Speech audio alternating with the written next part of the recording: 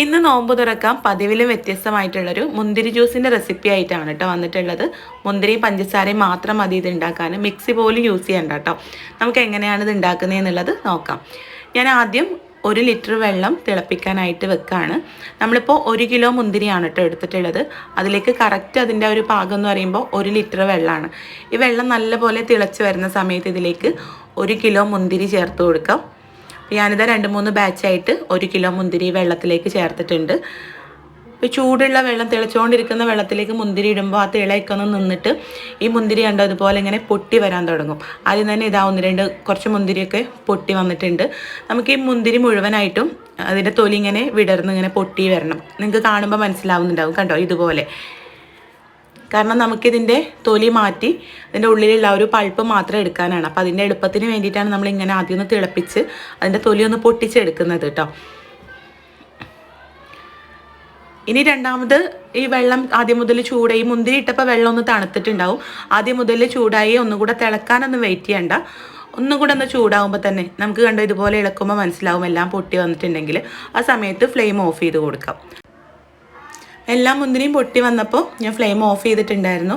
ഇനി ഇതിൽ നിന്നും കുറേശ്ശെ എടുത്തിട്ട് ഇതിൻ്റെ തൊലി കളഞ്ഞെടുക്കുകയാണ് കേട്ടോ. ഇളം ചൂടോടെ തന്നെയാണ് ഞാൻ തൊലി കളയുന്നത്. നല്ലപോലെ തണുത്താലും കുഴപ്പമൊന്നുമില്ല. ഞാനിപ്പോൾ സമയമില്ലാത്തതുകൊണ്ട് വേഗം തന്നെ തൊലി കളഞ്ഞെടുക്കുകയാണ്. പിന്നെ ഇത് കാണുമ്പോൾ നമുക്ക് തോന്നും നല്ല റിസ്ക്കാണ് ഇതിൻ്റെ തൊലി കളയാനെന്ന്. വളരെ സിമ്പിളാണ് കേട്ടോ. കാരണം ഇത് 1/4 ഭാഗത്തോളം ഇങ്ങനെ തൊലി അടർന്ന് നിൽക്കുന്നുണ്ടാവും. അതിലൊന്നങ്ങോട്ട് പ്രസ് ചെയ്ത് കൊടുത്താൽ മതി. ഞാൻ ഈ 1 കിലോ മുന്തിരി തൊലി കളഞ്ഞെടുത്തത് 10 മിനിറ്റ് കൊണ്ടാണ് കേട്ടോ. 2 പേരൊക്കെ ഉണ്ടെങ്കിൽ വളരെ സിമ്പിളായിട്ട് കുറഞ്ഞ സമയം കൊണ്ട് നമുക്ക് തൊലി കളഞ്ഞെടുക്കാവുന്നതേ ഉള്ളൂ. അപ്പോൾ ഇതെല്ലാം തൊലി കളഞ്ഞ് ഇതിൻ്റെ പൾപ്പ് മാത്രമായിട്ട് എടുത്തിട്ടുണ്ട്. കാണാൻ തന്നെ നല്ല ഭംഗിയുണ്ടല്ലേ. പിന്നെ ഞാൻ എടുത്തത് കുരുവുള്ള മുന്തിരിയാണ് കേട്ടോ. കുരു ഇല്ലാത്തതാണെങ്കിൽ കൂടുതൽ നല്ലതാണ്. പിന്നെ നമ്മൾ പുറത്തുനിന്ന് വാങ്ങുന്ന ഇതുപോലുള്ള ബോൾഗേറ്റ് ജ്യൂസിലൊക്കെ കുരുവുള്ള മുന്തിരിയാണല്ലോ ഉണ്ടാവാറ്. കുരു മാക്സിമം കളഞ്ഞെടുക്കാൻ ശ്രദ്ധിക്കുക.